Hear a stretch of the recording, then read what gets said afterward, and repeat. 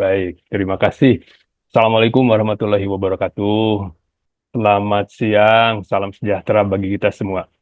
Ibu Bapak yang saya hormati, eh, tadi saya melihat sempat menyimak juga dari pagi, sudah ada beberapa hal yang disampaikan oleh para narasumber yang memang pakar di bidangnya, para narasumber yang saya hormati juga. Kemudian Ibu Bapak Panitia nih, teman-teman juga, ada Ibu Leni, ada Pak Asep juga.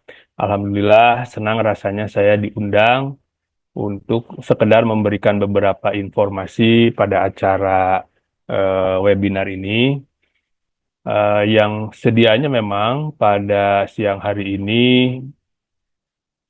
Pak Puji sebagai Ketua Hakli, Himpunan Ahli Kesehatan Lingkungan yang akan menyampaikan, tapi karena satu dan lain hal, beliau berhalangan ada acara yang tidak bisa diwakilkan begitu, sehingga kami mewakili dari teman-teman Hakli dari Provinsi Jawa Barat untuk memberikan informasi yang berhubungan dengan tata kelola sanitasi mewujudkan keluarga bebas stunting.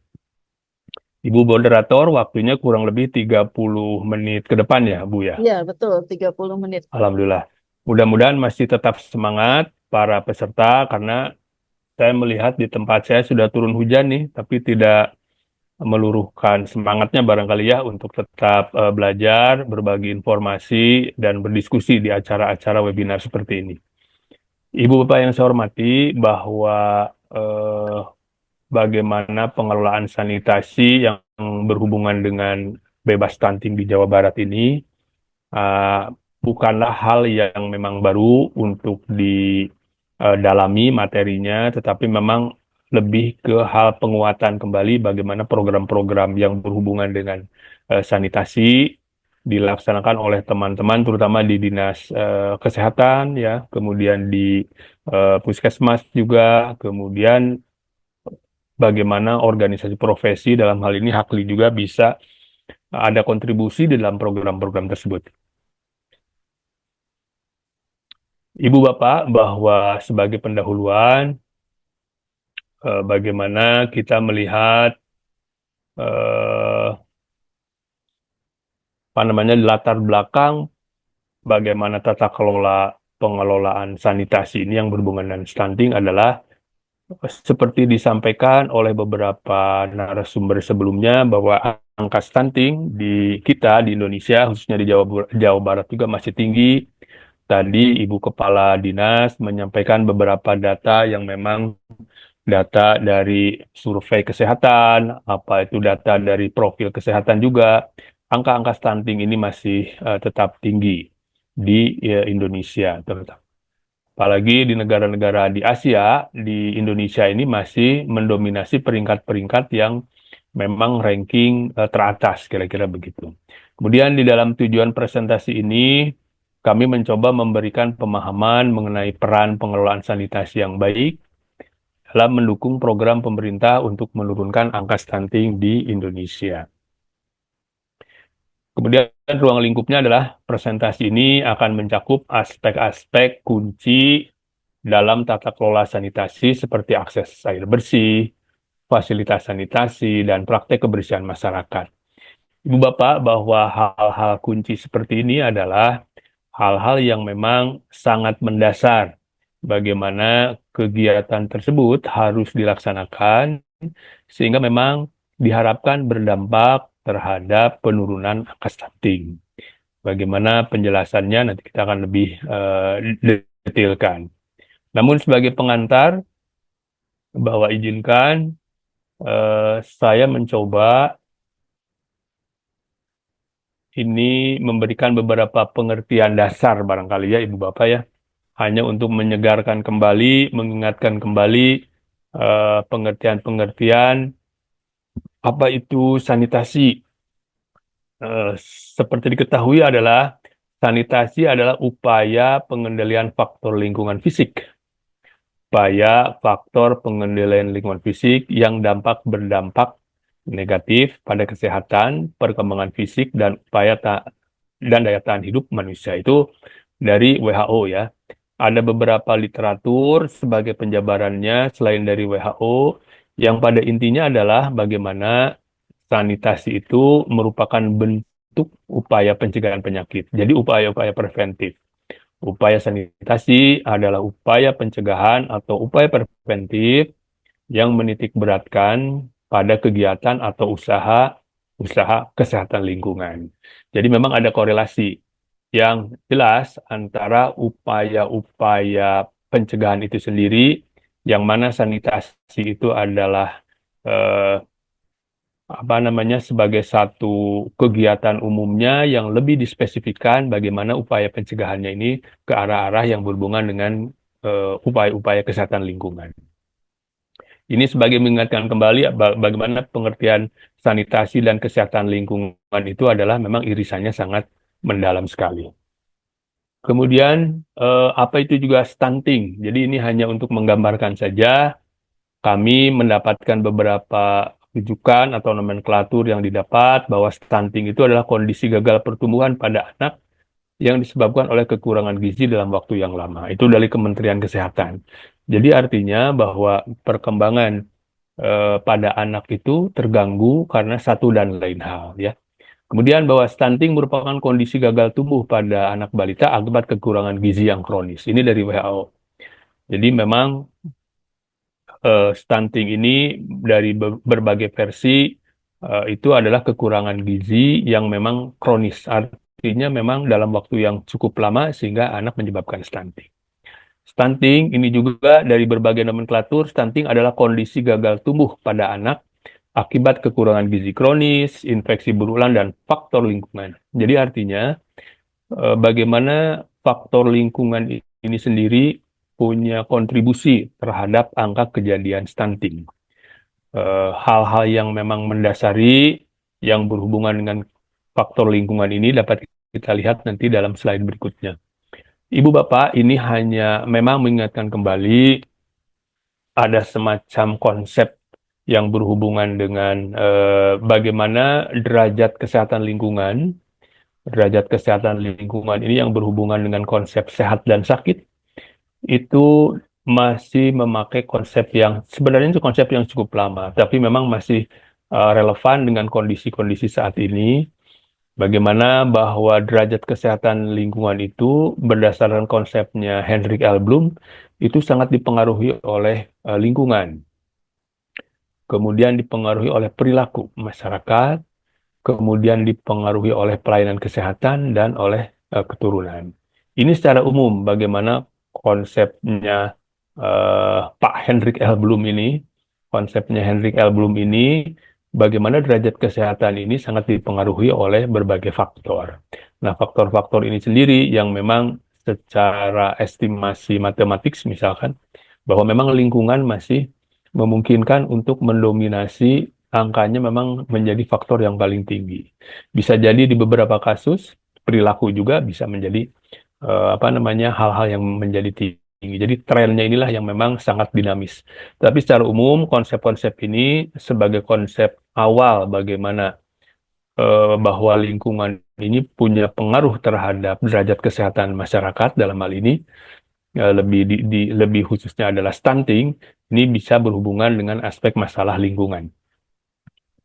Ibu Bapak, kalau kita melihat dari beberapa pendekatan kesehatan lingkungan itu sendiri, ini sebagai gambaran bahwa kesehatan lingkungan itu bagaimana seseorang itu menjadi sakit atau sehat, yang tadi dengan konsep pendekatannya Hendrik L. Bloom itu adalah derajat kesehatan masyarakat, maka kita harus melihat dulu dari sumbernya itu sendiri. Sumber bagaimana seseorang itu menjadi sakit awal muasalnya. Berdasarkan konsepnya Pak Umar Fahmi, Prof. Umar Fahmi ini bahwa sumber itu bisa disebabkan oleh pertama alamiah. Misalkan alamiah itu bencana alam, itu bisa langsung menyebabkan sakit atau bahkan meninggal kepada sekelompok orang, seseorang atau masyarakat itu sendiri. Itu alamiah. Kemudian adalah akibatnya pencemaran atau dari kendaraan bermotor, industri dan sebagainya. Ini juga bisa menyebabkan. dan yang menjadi sumber itu adalah penularan penyakit. Ya, penularan penyakit ini berhubungan dengan bagaimana konsep yang berhubungan dengan penyakit-penyakit infeksi dan sebagainya itu bisa menularkan penyakit. Nah, sumber ini mereka sebelum sampai atau hal-hal tersebut sebelum sampai kepada kita, kepada manusia, harus melalui dulu beberapa tahapan. Tahapan berikutnya adalah ke dalam wahana atau media. Wahananya tadi beberapa sumber yang bisa menyebabkan seseorang menjadi sakit itu adalah air, udara, tanah, makanan, binatang penular dan lain-lain. Artinya eh, media sumber tadi perlu media, perlu media sehingga memang nanti mereka atau hal-hal tersebut bisa sampai ke dalam tubuh manusia. Medianya apa saja? Airnya, udaranya, tanah, makanan, dan sebagainya. Sehingga sumber-sumber tadi bisa melalui media tersebut dan akhirnya ada pada dalam tubuh manusia. Di konteks-konteks atau polutan-polutan yang ada di alam tadi, sumbernya itu ada di dalam tubuh manusia. Itu ada di darah, ada di lemak, jaringan, urin, rambut, dan lain-lainnya. Nah, sehingga dampaknya adalah bagaimana ketiga komponen ini secara paralel dia menyebabkan sakit, sehingga akhirnya dampak kesehatan kepada manusia atau sekelompok masyarakat sehat atau sakit. Dan hal ini diperkuat juga oleh peraturan. Ini adalah konsep yang berhubungan dengan kesehatan lingkungan, diperkuat juga dengan peraturan pemerintah nomor 66 tahun 2014 yang memang juga dikuatkan dengan peraturan Menteri Kesehatan nomor 2 tahun 2023 tentang kesehatan lingkungan, yaitu adalah upaya pencegahan penyakit atau gangguan kesehatan dari faktor risiko lingkungan untuk mewujudkan kualitas lingkungan yang sehat baik dari aspek fisik, kimia, biologi maupun sosial. Artinya ketika berbicara kesehatan lingkungan, bagaimana faktor-faktor yang memang menyebabkan seseorang menjadi sakit itu adalah bagaimana kita melihat faktor risikonya adalah aspek fisik, kimia, biologi maupun sosial. Kira-kira seperti itu Ibu Bapak. Kemudian ini secara gambaran umum saja Ibu Bapak kondisi tadi sanitasi ya. Kondisi sanitasi yang memang meskipun potretnya ini sudah cukup lama, tapi ini menurut saya masih mewakili kondisi-kondisi di sebagian daerah di kita di Indonesia. Bagaimana akses masyarakat terhadap minimal air bersih saja masih kurang, ya. Bagaimana seorang ibu di sini masih mencuci pakaian atau bahkan mencuci bahan-bahan makanan bisa jadi itu di air-air sungai. Kemudian ini masih ada sebagian masyarakat yang buang air besar sembarangan. Ini bukan pada tempatnya, adalah di sungai-sungai atau di badan air, sehingga dia bisa mencemari badan air dengan koliform dan sebagainya. Ini adalah bagaimana juga keluarga yang memang mandi. Ini cukup ironis juga di daerah-daerah perkotaan, di daerah perifer perkotaan, di mana di satu sisi gedung-gedung bertingkat, di sisi lain masih ada mereka-mereka masyarakat yang masih menggunakan air yang tidak sesuai dengan peruntukannya. Kemudian ini juga kita melihat bahwa akses air bersih untuk mandi cuci juga masih terbatas. Kira-kira ini adalah kondisi sanitasi di Indonesia yang memang kalau distatistikan itu ada beberapa data yang dari profil kesehatan maupun survei kesehatan Indonesia ini bisa juga disampaikan dalam bentuk data-data angka. Kemudian akibat kalau sanitasi ini belum terkelola, ini data sudah cukup lama juga. Dan mudah-mudahan gambarannya masih masih ada memungkinkan kalau dari aspek-aspek penelitian kesehatan masyarakat, ini masih ada di beberapa daerah yang seperti ini. Jadi 70% air tanah di Indonesia tercemar. Air tanah di Indonesia tercemar. Air penduduk Indonesia masih memanfaatkan sumber air tanah itu prosentasinya masih cukup besar. Dari beberapa referensi yang kami dapat, hasil penelitian dan sebagainya, itu masih banyak air tanah yang tercemar coliform, bahkan E. coli. Artinya memang sudah terkontaminasi dengan tadi dari buang air besar yang sembarangan, sehingga sumber air tanah ini menjadi tercemar. Ini data-data yang lainnya, 50 dari 1.000 bayi meninggal karena diare. Diare bisa disebabkan oleh juga faktor bagaimana asupan makanan atau minuman dalam hal ini air yang memang sudah apa namanya terkontaminasi oleh koli dan koliform. Kemudian ini ada data juga 14.000 ton tinja per hari mencemari badan air. Artinya apa? Artinya tadi bagaimana pengelolaan atau kebiasaan masyarakat yang buang air besar sembarangan ini masih berjalan sehingga tidak menyebabkan kondisi apa namanya badan air menjadi tercemar. Kemudian produksi sampah Indonesia mencapai 175 ton per hari atau 60 juta ton per tahun. Ini menjadi masalah juga. Apalagi Ibu Bapak barangkali tahu warga Kota Bandung. Kita sudah hampir 2 tahun semenjak Pak Gubernur ya, Pak Ridwan Kamil. Pak Ridwan Kamil sebelum eh, akhir jabatannya beliau menyatakan Kota Bandung ini darurat sampah. Dan sampai hari ini darurat tersebut belum dicabut. Jadi memang darurat sampah ini menjadi kendala khususnya di Kota Bandung.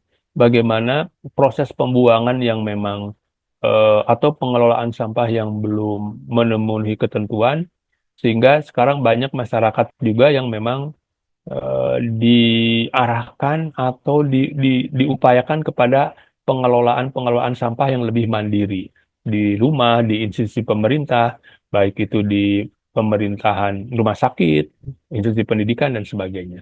Kemudian biaya produksi menjadi naik setiap tahunnya. Nah, ini kalau dihitung-hitung kerugian ekonomi terkait sanitasi buruk ini diperkirakan sampai triliunan rupiah per tahun ya. Artinya ini data yang lama, mudah-mudahan dengan data-data yang terbaru ini bisa ada penurunan atau bahkan memang masih meningkat. Kira-kira begitu. Kemudian saya juga mendapatkan data 1 dari 3 balita Indonesia ini derita stunting.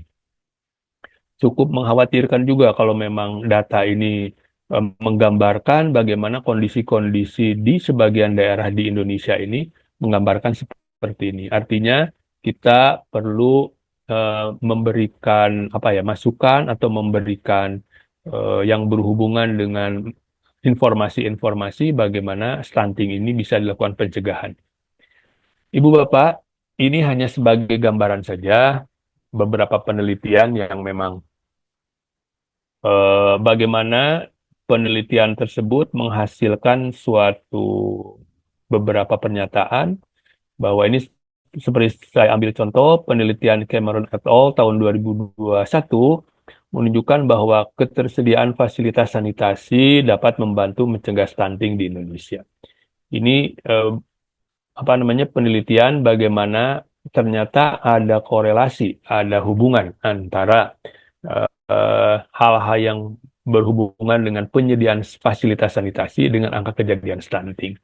Kemudian penelitian di 13 provinsi di Indonesia menunjukkan bahwa rumah tangga dengan sanitasi yang baik berkontribusi positif dalam mengurangi angka stunting. Jadi artinya beberapa rumah tangga yang memang mereka menerapkan sanitasi dalam kegiatan-kegiatan kesehariannya di dalam rumah tangga itu dia bisa mengurangi angka kejadian stunting. Ini penelitiannya juga memang dari Kementerian Kesehatan. Kemudian penelitian dari Sinatria dan Muniroh 2019 menunjukkan bahwa kebiasaan cuci tangan yang buruk dapat meningkatkan risiko balita mengalami stunting. Jadi cuci tangan yang buruk dapat meningkatkan risiko balita mengalami stunting. Artinya bagaimana pentingnya cuci tangan ini juga diharapkan bisa diterapkan dalam praktek-praktek keseharian bagaimana cuci tangan yang memenuhi ketentuan. Kemudian ada penelitian di Jurnal Pangruang tahun 2021 menunjukkan hubungan antara hygiene dan sanitasi lingkungan terhadap kejadian stunting pada balita di Desa Kurma. Ini juga bagaimana penelitian ini menjelaskan bahwa memang ada hubungan antara bagaimana seseorang menerapkan personal hygiene, kebersihan dirinya, kebersihan tangan, kebersihan lingkungan, dan sebagainya. Ini dia bisa menurunkan angka stunting. Dan yang terakhir, contoh penelitiannya dari jurnal Omega Buana menunjukkan hubungan antara personal hygiene dan sanitasi rumah tangga dengan kasus stunting pada balita di wilayah kerja Puskesmas Suara Selatan Kota Palopo. Ibu Bapak, jadi ini adalah sebagian kecil data atau hal yang saya dapat sampaikan bagaimana beberapa penelitian bisa menguatkan hasil hubungan yang memang signifikan antara kejadian eh, stunting dengan hubungannya aplikasi atau implementasi sehari-hari di rumah tangga untuk kegiatan sanitasi dan atau personal hygiene-nya, kira-kira begitu. Ini sebetulnya kalau diturunkan kembali ke dalam sebuah diagram teori pemutusan mata rantai penularan penyakit, bahwa kalau tadi sumber sumber itu yang berhubungan dengan konteksnya kesehatan lingkungan, ini kalau sumber sebagai contoh pemutusan mata rantai, tadi ada tinja, kemudian sampah dan limbah, ini berhubungan dengan bagaimana tadi diturunkan dari beberapa penelitian tersebut, ini adalah hal-hal bagaimana cara pemutusan mata rantai penularan penyakit tersebut, bagaimana tinja, bagaimana sampah dan limbah, itu secara skematik dia bisa mempengaruhi ketiga faktor ini bisa mempengaruhi atau memang bisa medianya ada di tangan, di cairan, di serangga, tanah dan sebagainya. Kemudian di media ini adalah ke makanan, ke minuman dan akhirnya kepada manusia. Kira-kira begitu. Nah, ini kira-kira bagaimana eh, upaya-upaya pencegahannya, ya, tinja itu dengan buang air besar sembarangan, ya. Jadi sanitasi dengan apa namanya, dengan pemakaian WC yang sesuai dengan ketentuan. Kalau sampah, dengan pengelolaan sampah rumah tangga yang baik. Ini pengelolaan limbah rumah tangga juga. Tangan dengan cara cuci tangan yang baik. Kemudian dengan ini pengelolaan makanan dan minuman di rumah tangga juga. Sehingga kalau melihat skema seperti ini, kita bisa memutus mata rantai penyebaran penyakit di mana. Kira-kira begitu. Ibu Bapak, ini adalah skema yang kerangka pikir penyebab masalah gizi juga, bagaimana tadi sudah disampaikan oleh Ibu Kepala Dinas bahwa memang ada beberapa upaya terkait stunting ini, ada yang intervensi spesifik, intervensi sensitif, dan ada dua apa namanya intervensinya. Maka yang berhubungan dengan lingkungan atau sanitasi ini dikategorikan sebagai penyebab tidak langsung, ya. Meskipun jumlahnya cukup besar nih kontribusi pada penurunan stunting. Penyebab tidak langsung ini bisa saja yang berhubungan dengan pelayanan kesehatan dan pelayanan kesehatan dan kesehatan lingkungan. Tadi sudah disampaikan beberapa data juga yang berhubungan dengan angka-angka kejadian stunting di berbagai daerah, ya, kabupaten kota yang ada di Jawa Barat. Tadi ada yang saya sendiri melihat datanya yang tinggi di Garut, Cianjur, dan sebagainya. Sehingga kolaborasi dari berbagai, meskipun status gizi ibu dan anak ini ternyata bagaimana peran profesi-profesi yang lain. Itu juga tidak hanya dari teman-teman dari ahli gizi, profesi-profesi yang lain kalau kita melihat dari skema seperti ini diharapkan bisa berkontribusi sehingga dia bisa eh, berdampak terhadap penurunan stunting di Indonesia. Adanya kolaborasi dan integrasi STBM dan stunting sehingga membutuhkan apa namanya, sumber daya manusia. STBM ini sendiri akan kita lebih detailkan lagi di slide-slide berikutnya. Ini komponen penanggulangan stunting, ada pola asuh, pola makan, air bersih, sanitasi. Ini adalah hal-hal yang sifatnya umum yang sudah disampaikan. Tadi juga dari Promkes disampaikan beberapa hal-hal yang memang mendasar terkait penyuluhan dan sebagainya. Ini adalah hal-hal yang memang bagaimana air bersih ini juga sebagai salah satu apa namanya upaya dari tata kelola sanitasi ini menjadi peran juga bagaimana bisa menurunkan angka stunting. Nah, sehingga hal-hal yang lebih mendasar dengan tata kelola sanitasi untuk menurunkan stunting ini sebetulnya sudah dikenal bagaimana tata kelola sanitasi mewujudkan keluarga bebas stunting. Penerapannya adalah dengan sanitasi total berbasis masyarakat atau STBM. Dan STBM ini sebetulnya sudah diperkenalkan dan sampai sekarang sudah berjalan. Ada beberapa program yang berhubungan dengan STBM. Diperkenalkan dari tahun 2008 ya, Strategi Nasional Sanitasi Total Berbasis Masyarakat adalah pendekatan untuk merubah perilaku hygiene dan sanitasi melalui pemberdayaan dengan metode pemicuan. Jadi, kata kuncinya adalah bagaimana sampai sanitasi dan pendekatan sanitasi ini adalah untuk merubah perilaku hygiene dan sanitasi melalui pemberdayaan. Tentunya pemberdayaan kepada masyarakat melalui metode-metode pemicuan. Kira-kira begitu. Nah, STBM ini sendiri, sanitasi total berbasis masyarakat adalah merupakan salah satu strategi pemerintah sebagai upaya percepatan perubahan perilaku masyarakat dalam penyediaan air minum dan sanitasi yang layak. Jadi konsepnya tidak hanya penyediaan air minum saja, tapi bagaimana sanitasi keumuman di rumah tangga itu bisa diterapkan dengan baik. Ini merupakan strategi bagaimana percepatan ini bisa dilaksanakan. Kemudian STBM juga memerlukan keterlibatan fasilitator masyarakat, khususnya pada kegiatan pemicuan perubahan perilaku. Jadi bagaimana hal yang menjadi keberhasilan STBM ini, sanitasi total berbasis masyarakat perlu melibatkan keterlibatan faktor apa namanya masyarakat, fasilitator masyarakat yang lain sehingga eh, dalam proses apa? Dalam proses pemicuan perubahan perilaku. Kemudian komponen strategi di dalam STBM ini kira-kira seperti ini ada 3 komponen.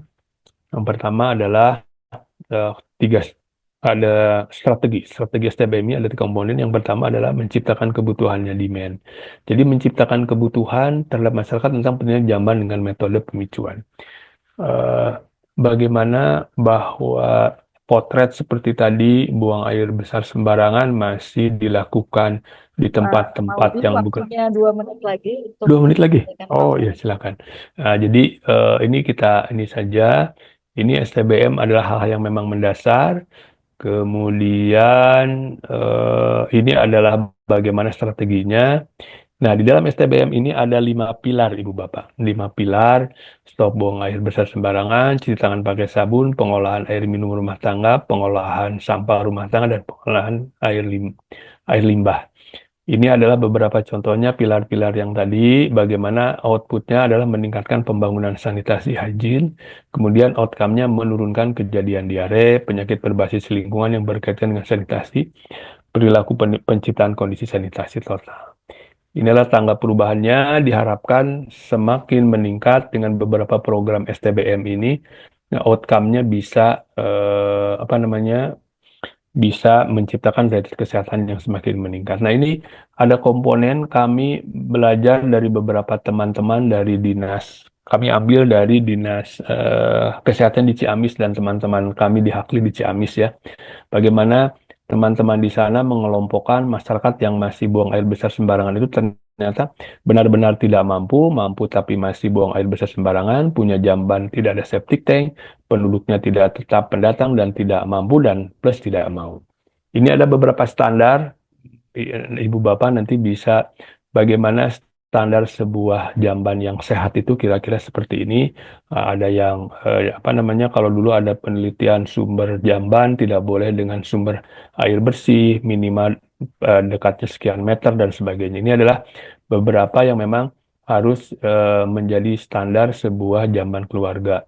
Ini contoh di beberapa yang kami angkat beberapa data ini dari Dinas Ciamis. Jamban sederhana tidak masalah, yang penting perilaku berubah. Jadi ini meskipun jambannya sederhana, tetapi memang dari segi konstruksi ya, tetapi memang sudah tidak dilakukan lagi di badan-badan air di sungai dan sebagainya. Ini pembelajaran desa ODF, Open Division Free itu adalah program program buang sampah, program bebas buang air besar sembarangan ini adalah kira-kira seperti ini. Ada keteladanan kerja tim, saling menyemangati jiwa militan dan inovasi lokal. Maaf. Ini contoh juga di teman-teman di mana di dinas teman-teman di Ciamis, bagaimana mereka apa secara inovatif melakukan edukasi kepada masyarakat yang lain bahwa mereka sudah OODF, Open Defecation Free dan sebagainya.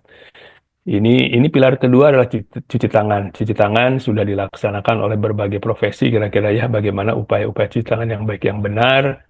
Ini waktu-waktu cuci tangan juga harus diperhatikan.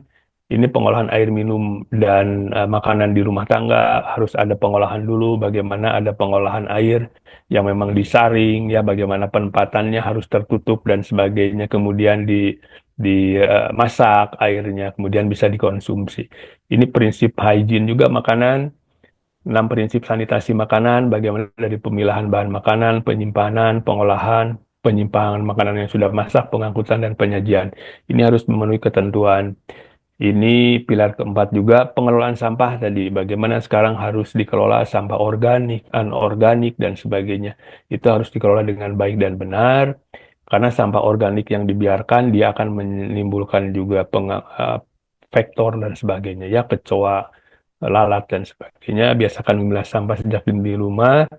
Ini pilar kelima adalah air limbah. Limbah rumah tangga ada clean water, grey water, dan black water. Clean water itu adalah mata air, sungai, air tanah, air hujan, air grey water atau abu-abu ini air yang sudah digunakan tapi tidak mengandung bahan seperti habis apa namanya aktivitas di rumah tangga, berwudu kalau kita orang Muslim itu termasuknya dari grey water. Kemudian black water itu jadi air yang sudah mengandung bahan kimia berbahaya dan tinja. Ini biasanya sudah masuk ke pengolahan air limbah.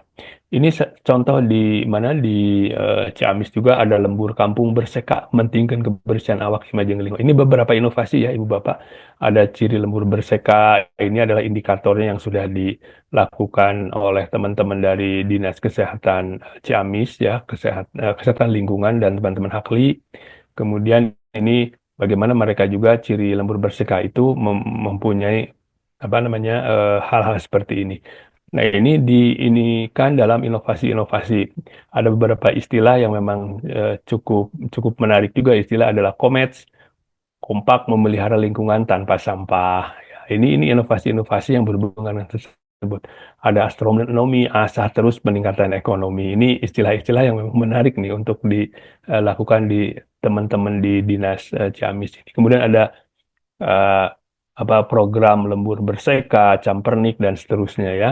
Ini ada tadi apa namanya galaksi gabungan laki-laki siaga. Ini adalah bagaimana bapak-bapak di daerah yang memang turut serta dalam proses pembangunan yang berhubungan dengan tadi pembangunan jamban ya, kemudian rumah sehat dan sebagainya. Di satelit saluran sehat limbah rumah tangga. Jadi saluran-saluran airnya memang sudah tertutup, tidak terbuka dan sebagainya yang bisa menimbulkan pencemaran. Ini pentingnya tata kelola sanitasi, akses sanitasi yang memadai, kebersihan higienitas, pengawasan regulasi, edukasi, kemitraan, kolaborasi. Penting ya, kemitraan dan kolaborasi, strategi, dan ini peran pemerintah. Nah, ini tantangan, Ibu Bapak.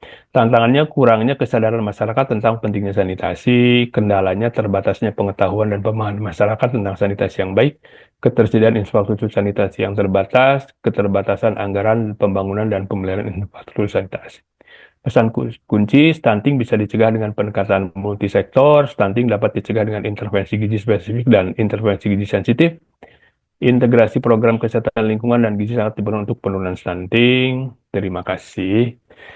Investasi pada sanitasi adalah investasi pada masa depan generasi bebas stunting. Ya, Saya setuju. rasa demikian, Bu. Maudi, terima kasih paparannya yang menarik ya. Buka wawasan kami bahwa ternyata kendalanya banyak ya Pak ya. Iya, iya Mewujudkan betul. keluarga yang bebas stunting ini Stunting. sudah dibukakan ya Betul, wawasan betul, Bu. kita dari perspektif Bapak sebagai ahli kesehatan lingkungan ya Pak. Mhm. Kita masuk pada sesi diskusi. Saya lihat di sini sudah ada pertanyaan ini dari Bapak Doni Pujiono, UPTD Puskesmas Sukarame, Kabupaten Tasikmalaya.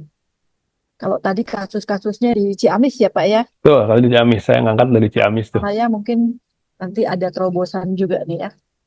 Tuh, penting itu. Ya, baik saya bacakan pertanyaan dari Pak Doni. Seperti yang kita ketahui, perubahan perilaku pada masyarakat membutuhkan waktu yang cukup lama. Mhm. Lalu bagaimana strategi yang tepat untuk para tenaga sanitasi lingkungan yang bekerja di FKTP dan berhubungan langsung dengan masyarakat agar perubahan perilaku pada masyarakat bisa lebih cepat direalisasikan, mengingat faktor kesehatan lingkungan diketahui memberi pengaruh yang cukup signifikan terhadap angka stunting. Mohon penjelasannya, Pak Maudi. Pertanyaannya bagus nih. Terima kasih Pak Doni Pujiono ya dari UPTD Puskesmas Sukarame Kabupaten Tasikmalaya. Jadi memang pertanyaannya lebih ke upaya-upaya perubahan perilaku.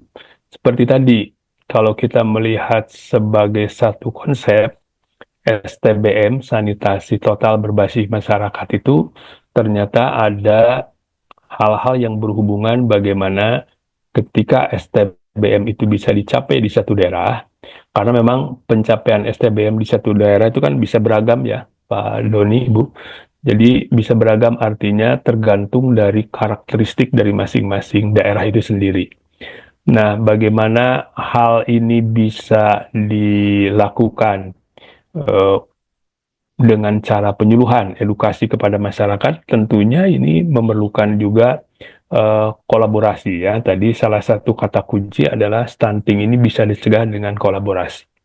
Kita sebagai petugas kesehatan yang memang dari berbagai profesi, masing-masing harus ambil peran, kira-kira begitu.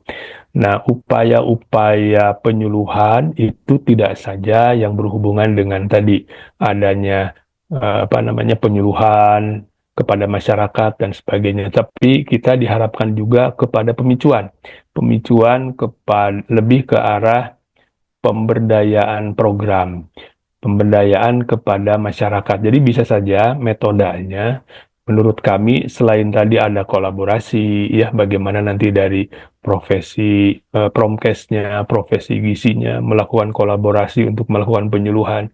Tapi ada media-media tertentu yang diharapkan di masing-masing daerah itu bisa kita ambil. Contoh tadi dari teman-teman Ciamis itu adalah hal-hal yang sifatnya bisa meningkatkan apa namanya pemberdayaan dari masyarakat. Jadi bagaimana kita melakukan penyuluhan, pertama yang menjadi faktor adalah bagaimana masyarakat itunya sendiri menerima ya Pak Doni ya. Bisa menerima bahwa konsep ini sebagai satu kebutuhan.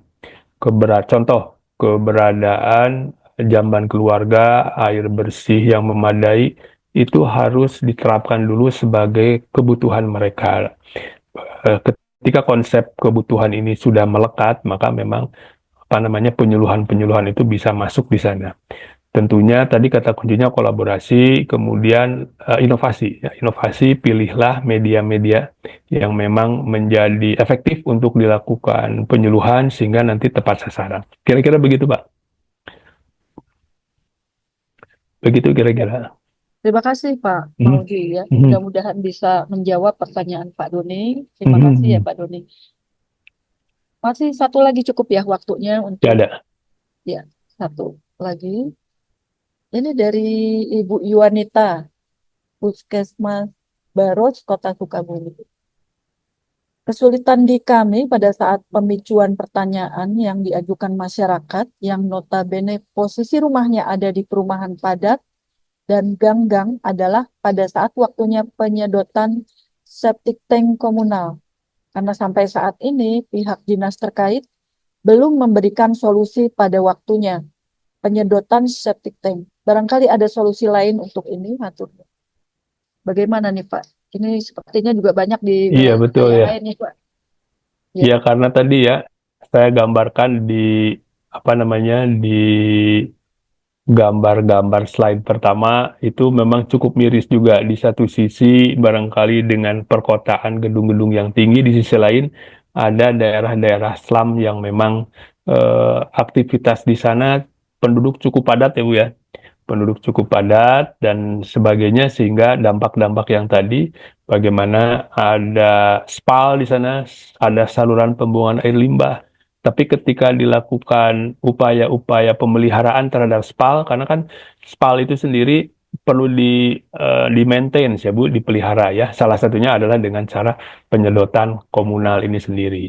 Nah, ini dari Ibu Yuanita ya, dari Baros Kota Sukabumi ini, memang ini hal yang menarik ketika jumlah penduduk yang cukup padat itu pada satu kondisi misalkan saluran pembuangan air limbahnya yang dari hulu ke hilirnya ke instalasi pengolahan air limbah misalkan sebelum dibuang ke badan air ternyata karena aktivitasnya yang sudah cukup lama menyebabkan adanya lumpur dan sebagainya itu adalah menjadi masalah yang spesifik juga ketika harus disedot lumpurnya. Ibu Bapak, jadi memang sekarang perlu inovasi. Kalau yang sudah berhubungan dengan maintenance atau pemeliharaan SPAL, saluran pembuangan air limbah dan instalasinya, itu memang di hilirnya adalah selalu dilakukan penyedotan, kira-kira begitu. Tapi Ibu Bapak perlu diketahui sekarang dengan konsepnya tadi, bagaimana dinamisasi, misalkan limbah masalah limbah itu ternyata diharapkan masyarakat, contoh di Kota Bandung, bagaimana Kota Bandung menjadi apa namanya darurat sampah. Di Kota Bandung diharapkan masyarakatnya sudah cukup berinovasi, Ibu. Berinovasi dalam hal apa? Contoh di beberapa tempat, di tempat kami juga itu sudah dilakukan bagaimana limbah atau sisa makanan, terutama sayur dan buah itu tidak dibuang, tapi diolah sedemikian rupa menjadi dicampur dengan apa namanya cairan gula merah, kira-kira begitu. Kemudian ini referensi ini sudah banyak dan sudah banyak yang dipakai. Kemudian menghasilkan dari campuran sisa makanan tadi ditambah gula merah ditambah air menjadikan sebuah itu Bu, ekoenzim namanya. Ada yang sudah tahu ekoenzim. Nah, ekoenzim kalau misalkan kita diterapkan di setiap penduduk, membuat ekoenzim, jadi sampahnya sampah sampah organik terutama tidak dibuang, dicampur dengan tadi gula merah, ditambahkan air, itu dibuat sedemikian rupa, itu setiap rumah bisa menghasilkan ekoenzim. Pertama keuntungannya tidak membuang sampah, tapi kemudian menjadi sebuah ekoenzim dan ekoenzim itu sudah diyakini ketika dicampurkan ke saluran pembuangan air limbah dalam kadar tertentu atau ke IPA itu bisa menurunkan kandungan lumpur yang ada di dalam septic tank. Artinya misalkan kalau tadinya dalam 1 tahun itu sekali harus dipelihara septic tanknya dengan cara disedot, ini bisa sampai 2 sampai 3 tahun tidak dilakukan penyedotan. Jadi itu adalah inovasi-inovasi yang berhubungan dengan bagaimana kita sebagai seorang tenaga kesehatan, terutama kesehatan lingkungan, melakukan inovasi kepada masyarakat, menciptakan satu cairan ekoenzim yang bisa dia mengurangi jangka waktu penyedotan lumpur di dalam IPA. Baik, Kira-kira Pak. begitu, Bu? Ya, mudah-mudahan bisa menjawab ya Bu Yuanita. Terima kasih atas partisipasinya. Sebenarnya masih ada ya, tapi karena waktunya terbatas, ini Pak Maudi ya kami cukupkan ya. Dan saya simpulkan bahwa tata kelola sanitasi untuk mewujudkan keluarga bebas stunting itu dapat dicapai melalui penerapan 5 pilar tadi ya Pak ya. 5 pilar sanitasi total berbasis masyarakat. STBM ya. Ya, STBM. Nah, tadi sudah disampaikan ya. Yang pertama, stop buang air besar sembarangan. Mhm. Kemudian kedua, cuci tangan pakai sabun ya Pak ya. Betul, betul. Dan ketiga, pengelolaan air minum dan makanan di rumah tangga. Keempat, pengelolaan sampah rumah tangga yang aman. Dan yang terakhir adalah pengelolaan limbah cair rumah tangga yang juga aman. Baik Bapak Ibu, ya pada sesi ini di mana kita sudah mendengar perspektif atau pandangan dari ahli kesehatan lingkungan Bapak Maudi ya. Sebagai penghargaan atas ilmu yang Pak Maudi berikan, kami sampaikan sertifikat secara virtual. Mohon diterima Bapak. Ya, terima kasih, Ibu. Atur nuhun. Hatur nuhun juga Pak sudah memberi ilmu kepada kami. Jika ada keperluan lain, Pak Maudi bisa meninggalkan eh, Zoom ini. Terima kasih banyak sekali lagi, Pak. Dan kita applause untuk Pak Maudi. Terima kasih. Terima kasih Ibu Bapak semua.